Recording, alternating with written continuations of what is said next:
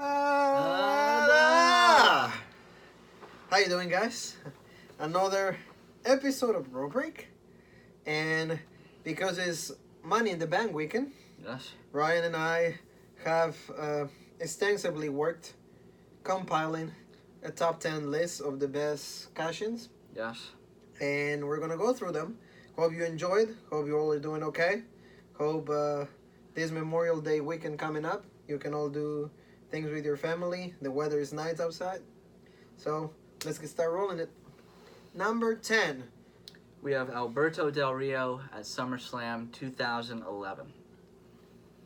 Now this one, I think, is very good. It was a heel Del Rio. He tried to cash in at Money in the Bank. Did not work out for him. I remember this was the summer of Punk. If for those who remember that one, 2011, yep. it was beautiful. That's the last time I really thoroughly enjoyed WWE. But for those who remember the Money in the Bank, against John Cena. Oh my gosh, came out, Punk did, Chicago, so loud.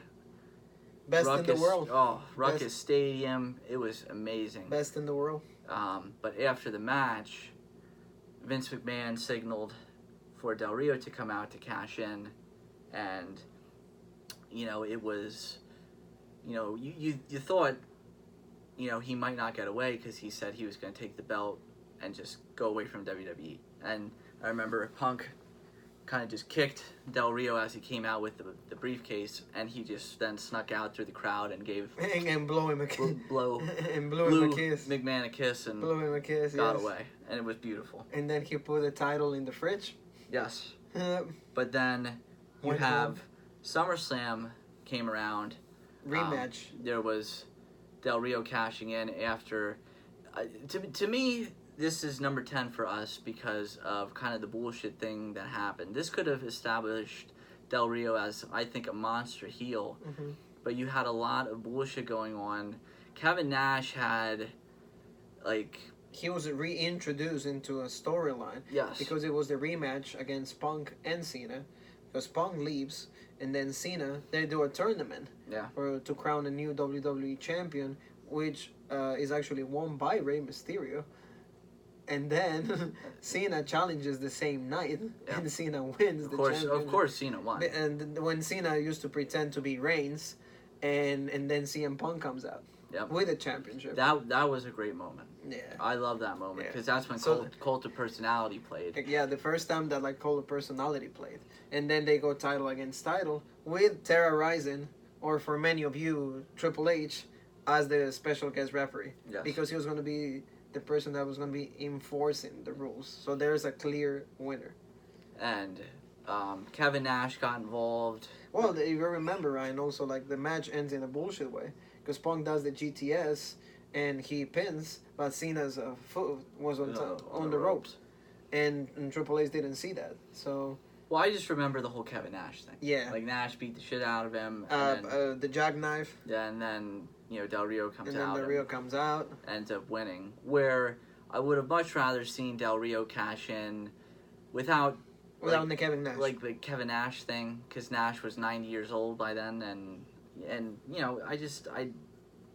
they brought Nash back a lot, and I just never enjoyed it. He was never a good wrestler. He's always a shitty wrestler, and if you think about it, Ryan, that never led to a match between CM Punk and Kevin Nash. Yeah.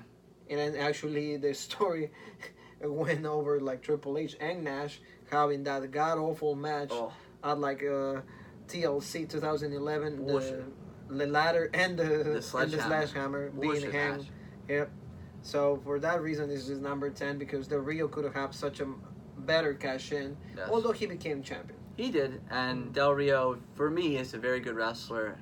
I always enjoyed that he could speak Spanish, but very good English at the same time. And could go back and forth between that. It was good. I enjoyed that because and Alberto Del Rio was actually the first Hispanic, person to be Hispanic because Rey Mysterio was born here. Mm-hmm. Eddie was born in Texas, so they had Hispanic roots. Yes. But Alberto Del Rio, he was born in Mexico. Yeah. And became WWE champion. So for me, it was good. And he was a decent champion. He had a decent run. I think he did. Yeah, he got a decent run.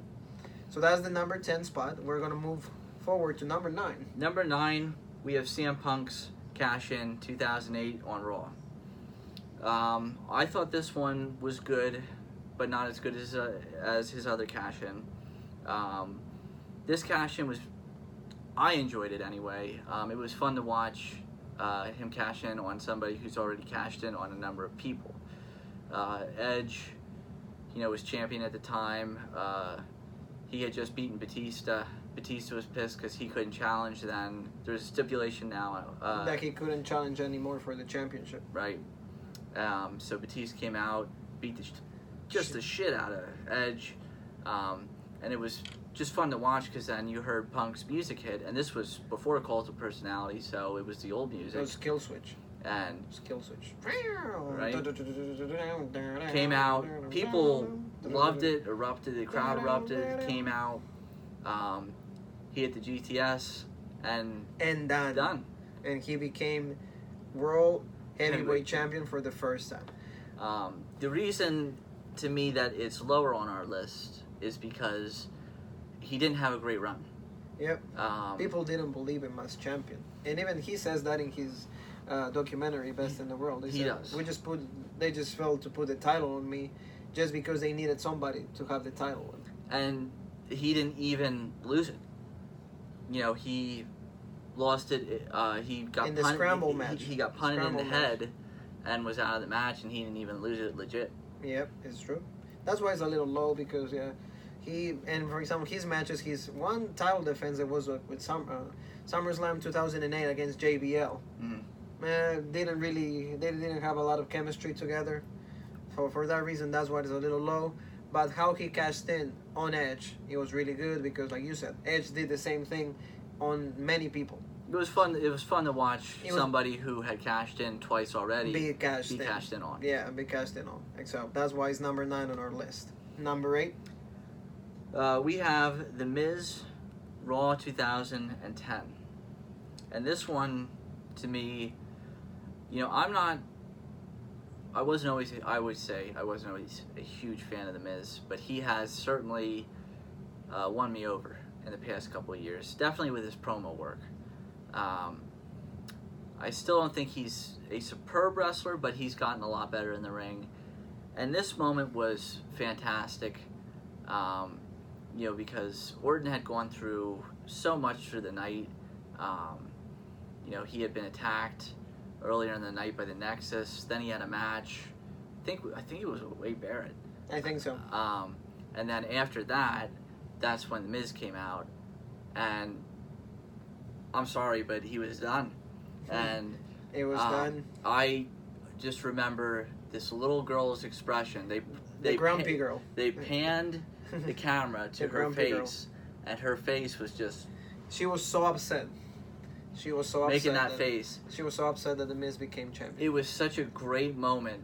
And it was a great moment, too, for, I want to say, wrestlers who were underdogs. Yeah. Because you might not like heels like The Miz, but you got to respect the guy who is a huge wrestling fan, came over, and was able to make something of himself. Mike Misanin. So... Yep. I respect the guy for that. I feel that it was nicely done. Like you said, somebody new, and that's what the briefcase is for. Yeah. They gave us a guy like The Miz, making it to champion. Like you said, it's a guy that for so many people, he was never considered to be the guy. Given an opportunity like that, and that was the stepping stone for the Miz improving his promo work. And he had a decent run all the way to WrestleMania, even past WrestleMania. He got involved into Cena's and The Rock storyline. Yes. I mean, it's unfortunate. It's lower on the list, again, because, I think, his title run wasn't the greatest. He had a decent run, but, you look at his title defense at WrestleMania 27, very bullshit match. Yeah, one of the worst. One of the worst WrestleManias of all time. And one of the worst WrestleManias, yes. But, I'm not going to fault him for that because you had everybody else overshadowing what they were trying to do. You know, unfortunately, The Rock and Cena and their storyline was overshadowing what he was doing. Completely, like, yeah. You know, and overshadowing the Mrs. title. Yeah, shame on WWE for having other storylines overshadowing the fucking main title. The main title, and I don't know if you remember the promo work before the match at WrestleMania was great when the Miz was like going through his whole life and how it was a real world, going to WWE, tag team with John Morrison, all of that. So it was great. I feel that like it built a new star, and they gave us the Miz, and that was the stepping stone for the Miz we have right now, which is a little garbage. But heel Miz is good. Heel Miz is good. The babyface Miz is terrible. It's garbage, but the next one we have is a number 7, right? I believe we're at 10, 9, 8. Yes, we're at 7. Number 7 is Daniel Bryan TLC 2011. Another underdog. Yes. This one was fantastic too. We got heel Daniel Bryan, and this again though I think was the start though of the whole Yes movement, because he was doing the no, and it was a beautiful cash in after Big Show beat Mark Henry. It was the whole Hall of Pain thing going on, and it was tables, ladders, and chairs for the World Heavyweight Championship. Yes, and I think it was a tables match. That's if I'm not mistaken. I don't remember, just because Big Show and Mark Henry were garbage in the ring together. Actually, no. Let me just correct myself for all you goons out there. Chairs match. Again, for the World Heavyweight Championship, Big Show against Mark Henry. Again, I beg you not to watch the match itself. If you watch anything, you watch the cash-in. Just don't. The match itself is horrendous. Actually, WWE just released a video 3 days ago about making all the cash-ins, starting with Edge till the one Strowman. So watch just in the middle. Yeah, for me, you need to skip some of the cash-ins, because WWE has fucked up many of the cash-ins. Yes. But this one was very good. Bryan was able to cash in on the Big Show. Big Show had just won the belt. Again, it was a very good moment. I enjoyed it highly, because I was thinking when I got the notification, Big Show won the title. Like, what? But then you have Daniel Bryan cashing in after Mark Henry beat the holy hell out of him, because he was so pissed off. Beautiful moment. Daniel Bryan as a heel, as a babyface, whatever, is perfect. He is good. But he got on everybody's nerves running around with the title at that time, and that was awesome. It was awesome. I want to say also, for people who don't know, Bryan had to actually be notified because he wasn't in town. Yeah. He wasn't even in the building. They had to go look out for him. Bring him in, and it's like, why am I going to be part of the match? It's like, no, you're going to win the championship. So we need you right away.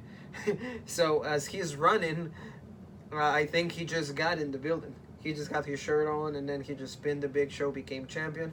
And if you watch the story about Nigel McGuinness, you hear him saying that he received a message from Daniel Bryan saying, "Oh, I'm going to become champion." So it's a whole legit moment right out there. And like Ryan said, that was the beginning of the Yes movement. Yes. Because he was going, no, and actually people were, yes. So it was a good moment. Great cash in. Number 6. Okay, so now I believe we're at number 6. Yeah, I'm good. Finally. At least he's better at counting. I'm good. Finally, first countdown that I'm actually good. And then we have Edge, SmackDown 2007. This is one of my favorite cash-ins. I know Juan hates this one because it was on Taker. But a little bit of background. Edge had not won the Money in the Bank that year. It was actually Mr. Kennedy. Ken Anderson. Yes, and this was at WrestleMania 23. Mm-hmm. They always say it was an injury that caused Mr. Kennedy to... It was, I believe, on Raw that they did a whole storyline where they wrestled for the briefcase. And Edge won. But it was actually steroids that Kennedy tested positive for. He violated the wellness policy. That's what it was. Yes. And that's why they had to take. They took away the briefcase. Yes. And put it on Edge. But the great thing was, it was so shocking because all of a sudden, Edge was on Raw, and he showed up on SmackDown. Mm-hmm. Taker had just been in a cage match with Batista. Mm-hmm. Mark Henry then beat the shit out of Taker, and then Edge came in out of nowhere, cashed in, and it was beautiful. Beautifully done. That's one of my favorite cash-ins of all time. I know you hate it because you love Taker. I know to me it's actually a bullshit moment, but that's a moment that for Ryan and I, it was a wake-up call or a rude awakening because we found out what. Yes, I was in 7th grade at the time, and I found out that SmackDown was finally taped. At that point, I did not know that then, but I looked up. I was working at my library at the time, and I was going on the internet at the time for WWE.com, and it said new champion, and I was like, what do you mean new champion? And it's talking about SmackDown. I'm like, how? What? SmackDown didn't happen yet, because that's when it was on Thursdays. Yeah. And I was like, actually, I want to say Friday. I want to say Friday. Was it Fridays Yeah, already? it was Friday. Yeah, it was Friday night SmackDown. Okay. Yeah. But yeah, like I was like, I didn't understand because it was only Tuesday, and so bullshit. No, but then one of your friends goes to you. Oh yeah. One of my friends came to me and was like, "You didn't know it was taped?" Then I felt all bullshit. I had a similar story. I was going through pages in the internet, and then I went to WWE.com, and I see new champion, and I'm like, how is there a new champion? And then I see SmackDown results, and I was like, how can that be when it's just Wednesday, and I'm supposed to wait for the show on Friday, and then it said tape results. I'm like, oh, so it's actually tape. So then, finally, I discovered that SmackDown was always taped on Tuesdays. So first of all, I was robbed with Taker, and second of all, I was robbed with the idea that SmackDown was actually live. So to me, like Ryan said, it's a great cash in. But to me, it was a little bullshit because, of course, it's on Undertaker, and Undertaker is my favorite wrestler. But I always loved how Michael Cole was into it back then. Not this way, not this way. Damn it. So that to me is the best. And how Edge always cashed in, it was legit. Oh yeah, no when doubt. you hear, you think you know me. I still miss Edge's music. I feel that it was a good moment. But once again, Undertaker got screwed. One more stripe to the tiger because that's his whole career. But great cast in. So moving along, we're going to go with number 5. Yes, and it is CM Punk cashing in again. This time at, I believe it is. Is Extreme Rules? I think it is Extreme Rules 2009 against Jeff Hardy, the charismatic Enigma Hardy. That's when Hardy had come back. He was very. I want to say he was a lot more legit then. He had gone to TNA, had come back. They realized, we can put the title on the guy. Had won the WWE Championship, I believe, by then. Yes, yeah. In 2008 is when he won the WWE right. Championship, and now he just won the World Heavyweight Championship. But this is a great cash-in for Punk, and it's a better cash-in because he had a legit title reign then. Yep. This led on to the Straight Edge Society, because he was a babyface going into this match. Some people don't remember that, but going into the match, he cashed in as a babyface. And many people despised him for doing it against Jeff Hardy, who everybody always loved. Yep. And people just started booing him for that, and that turned him heel because, he said, "Why are you booing me? I used the Money in the Bank briefcase for what it's supposed to be used for." And that's when everything, it just laid out perfectly because Jeff Hardy always had drug issues, he had alcohol issues, everything, and he said, "I'm straight edge, I don't do any of that shit." And that's when the Straight Edge Society was formed. Luke Gallows or Festus joined, and you had Sherry. Yes, it was just beautiful. Sherry. beautifully done, and he got a lot of heat from that for the crowd. I loved it. So Yeah. beautifully done. And for me, that was one of the better cash-ins because, you know... Punk had like a good and long run as champion. Absolutely. Yeah. No doubt. But for me, he's one of those guys who you don't see... You know, people don't realize that not many people can carry a babyface and a heel where Punk could. And he's one of the last guys who could do that. The only guy today, to me, who can do that really well is Daniel Bryan. At least in WWE. Right now, I will say that. I will agree. But in all wrestling, I will say Jericho. No doubt. I will say Jericho. No doubt. What bothers me with Jericho, when he's face. Yes. Why has he never won the WWE Championship as face? As a babyface. Yeah. Always have to be heel. It's always heel, and that bothers me. Yeah. I wanna agree with you, Ryan, on that. I think that solidify CM Punk as a character. No doubt. And yeah, the Straight Edge Society was his first breakthrough. Yes. As like a main event. You saw his promo work. Yep. Just get better. So much better. And solid. That's when he started doing the Indian style, sitting in the ring, just talking, and it was beautiful. And he led the beer grew. Then he had like the matches with Rey Mysterio also. He got his head shaved. Head shaved, Big Show. Yep. And the only reason that he lost that title is because The Undertaker went to Vince McMahon and said he is not behaving as a champion. He goes out and he wears not suits. He wasn't behaving old school. That's what I've seen in a lot of dirt sheets. They said The Undertaker said, you know what, he's not really... You need to grow up, Taker. Really not really behaving and you need to retire. And then that's why Vince, Hell in a Cell 2009, they took the title away from him. Bullshit. Yep, it's even in his Best in the World thing. He mentions that. Bullshit. I wasn't behaving as the champion, so that's why they took it away from me. Even Taker's bullshit. Don't believe that, Mark. Never. Next. 10 more years for you. 10. Fuck that. Next, we have number 4, Rob Van Dam, ECW One Night Stand. One of a kind. Yes. 2006. To me, one of the greatest pay-per-views that WWE has had. And to me, one of the greatest cash-ins. Because that was the first cash-in, if I'm not mistaken, that actually took place in a match. It did. He cashed in advance. He said, I will... Well, this one, if we look at it, Edge was the first cash-in. Yes.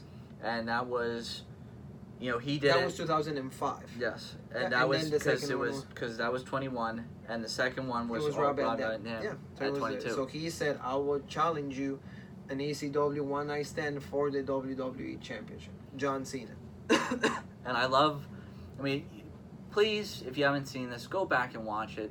Okay? WWE Network. You can find it on freaking YouTube, I'm sure, Daily Motion, whatever. Yeah. But going into that match, John Cena was absolutely despised by that crowd. Hated. I can remember him taking off his shirt and throwing it into the crowd, and they kept throwing it back to him. He could not throw his shirt into the crowd, and everybody throwing it back at him. It was beautiful. You can wrestle. It was so beautifully done. You can wrestle. That whole pay-per-view was beautiful. And actually, that's one of the few pay-per-views that I think that they kept the audio as it actually took place in the arena. So I agree with that. Because they said some fucking... It was great. Oh my God.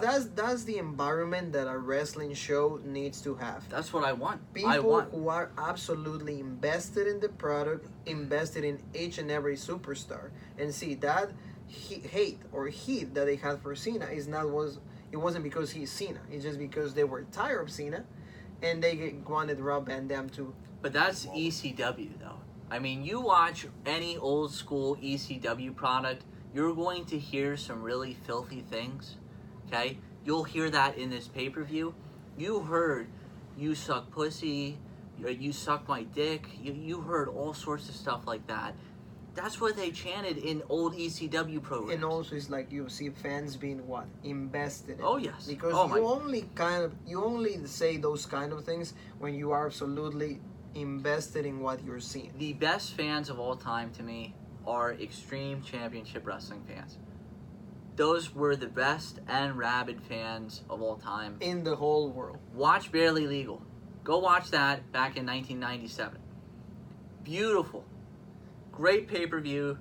Okay? Kanja Anjime with Joey Styles, Taz. The Kanda Hanjame, that is known in WWE as the Taz Mission. Beautiful. It's a great pay-per-view. Fuck you, Devon. Oh. The whole entire crowd is chanting what? Fuck you, Devon. Yeah. Beautifully done. Beautifully done. And I think the ending of the match it's decent because, well, Edge comes out and he helps Rob Van Dam to win the championship. Paul Heyman, actually no referee. Yeah, he comes out, he does the 3 count, and after the 5-star splash, and he becomes the new WWE champion. Unfortunately, his run was cut short because he was caught with weed. Van Dam's a big fan because of Van Dam is a big, fan of he's a big pothead. of Mary Jane, and that's why his run was supposed to be really long was cut short. Yep. And then he lost both titles because at that time he had the ECW championship. ECW and the WWE championship. So to me, but again, that time that's when WWE started to become very bullshit. Their idea of ECW was certainly not what it was supposed to be. Yes. It was one idea in paper and one idea what actually ended up happening. Yeah. Yeah. So that was just. I feel that it could have been a lot better, but at least if you think about ECW in WWE, that's probably one of the best moments. Yes. And that on its own. That at least was ECW until Vince McMahon got his hands on it. Yes. Because it's supposed to be Shane, the one that was supposed to take care of that. But anyway, that's a thing. That's a subject for a different topic, a different countdown. I'm sorry. Yes, So we'll move on to number 3. And number 3 is Dolph Ziggler on Raw in 2013. That's probably one of the loudest pops during a cash-in. For me, that's why it gets this spot. Yeah. If you look at the actual overall aspect of it, it never went on to do anything. He got injured. He doesn't, Ziggler is one of the most underutilized talents in WWE history. So legit. But this cash-in is one of the biggest pops, I think, in WWE history. Okay? People wanted it the night before at WrestleMania. Yep. They didn't get it, but it was smarter to do it because on Monday Night Raw, the Monday Night Raw after WrestleMania is one of the loudest crowds that they have all year. Smarter to do it that night. Got a huge pop from the crowd. People didn't want Del Rio anymore as champion. Del Rio was supposed to be a babyface. Could never pull that role off. No. Especially going against Jack Swagger. Yes. And the We the People movement. Yeah. He was the real American and everything. The real American, yep. So, but that was beautifully done. Came out, and once his music hit, you could not hear a damn thing. I'm here to show the world. If you actually Google it, in the loudest pops of all time, that has a spot. It does? I know it does. Yep. And like Ryan said, he becomes the new World Heavyweight Champion. Unfortunately, he got injured. He didn't do much with it. But even the match itself is fun because the Rio actually kind of fights. He does fight back. Yeah, he does fight back. So it was good. And it finally gave Dolph Ziggler a well-deserved championship because to me, he's one of the greatest talents that WWE ever had, but was never utilized at the full of his potential, though. No. He's looked at, I guess, because he's not... for some Vanilla reason, Vince Vanilla likes midget. people who are super jacked. I don't know why. Vanilla midget. Those guys can't put on matches. Dolph Ziggler always put a great match with anybody, but at the end, what always happened? Yeah. He lost. Always. He lost. And that's unfortunate because Dolph is a great wrestler. To me, he's always been a great wrestler. So he deserves that number 3 spot mainly because of the pop. Yes. And finally, he becoming champion. Yes. Because like Ryan said, people wanted it the night before at WrestleMania. Because I was there. They were chanting Dolph Ziggler the whole match during Alberto Del Rio and Jack Swagger. And to actually do it on the next on Monday on Raw, it was the best decision. They knew what they were doing at that time. Yeah. That was well done. There you go. Props WWE. Number 2. This might get a little bit controversial, but I don't give a fuck. Number 2, we have Seth Rollins at WrestleMania 31. To me, that was a great call. Okay, you had Roman Reigns facing Brock Lesnar, getting booed out of the fucking building that night. And that actually is their best match. That is, no doubt. Hands down, it was a great match. And that is their best match. But Roman Reigns was getting booed out of the building when he started to make his comeback. Lesnar was cut open. Okay, everybody thought Reigns was actually going to win. We were all worried that he was When going to win. Rollins' music hit, people absolutely, that fucking roof, boom, went off the place. It wasn't even burned it down, but was- they burned down the place. They did. It was, everybody was thanking the Lord that Seth Rollins, he was Jesus Christ that night. And the he looks Savior. like him. He came out, saved everybody, cashed in. It was beautifully done. First ever time at WrestleMania that there was a cash in. And the first ever time that it had been done in a triple threat match. Yep. You know, He added himself into the match. very innovative, very well done. I like that it was done that way because Lesnar, the way he cashed it in, you still thought Lesnar might win because he picked him up, right? Yeah, so for the F5. For the F5. Yeah. And he got out of it, right? Yeah, yep. And then because Lesnar speared, Reigns speared Lesnar, yeah. and then he had done the curb stomp on Reigns and pinned Reigns. Yep. And it was beautifully done. Rollins won the belt. Beautiful cash in. I loved it. And so did everybody else. And he protected Lesnar because at that time he was like the beast and everything. Yeah. He was like this dominating person that will never be pinned. I feel that the decision was well done.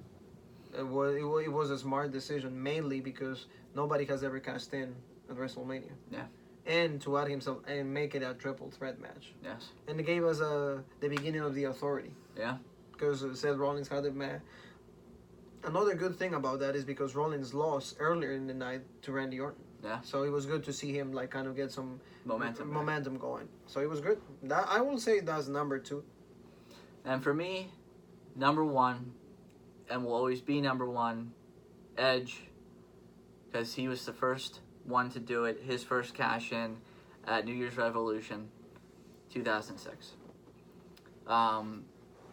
Edge won the first Money in the Bank ladder match, WrestleMania 21. That match is, to me, hands down, probably the best Money in the Bank ladder match that there is. Yep. Is Benjamin in it? Benjamin, he's the one that runs up the ladder and clotheslines. Yeah, Jericho then off of it. hands down is the best Money in the Bank. And beautifully done. And I think a lot of people thought the contract at the time was simply, you asked, hey, I'm going to cash this in, and then you just had a regular match. Mm-hmm. They didn't understand what the contract was used for. Nobody knew how like the regulations or what you could do with the contract. So the fact that at New Year's Revolution, after an Elimination Chamber match, Cena was absolutely done, bloody, had won the match. He had retained the title. Yes. After going through all that, retained the title, all of a sudden Vince McMahon's music hits. Hold on, raise the cage, and the Money in the Bank. Yeah, this man's cashing in his Money in the Bank privilege, and Edge comes out with Lita, who was smoking hot at the time. Yep, the best you ever looked. Right, and comes out, cashes in Money in the Bank, beautifully done. I think that was probably the best Money in the Bank cash in, simply because of how it was done. He was the one who set the bar for everybody else. Yes. Yep. For how to cash in. How to cash in. Yep. Absolutely, hands down right. That was the way that it was supposed to be done, and now ever since everybody has followed on into that. Yes. And what did that do for Edge? Main event status ever since. Amen. When we became champion 10 more times. Another time, like we mentioned before, cashing in on The Undertaker in a similar fashion, but that's how you're supposed to be doing it. Amen. The title run was a little short because then Cena got it back at the Royal Rumble, but then Edge won it again. Mm-hmm. So it was great. It was great. And that catapulted him into the Rated R Superstar. Yes. That was the beginning of the Rated R Superstar. Yes. because he cashed it out of nowhere.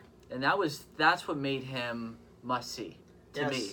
You know, Yes. I enjoyed him always as like a tag team specialist with Yes. Christian. I Yes. enjoyed him when he was a babyface on SmackDown. Mid card, yeah. You know, but his best character, no doubt, is the Rated R R Superstar.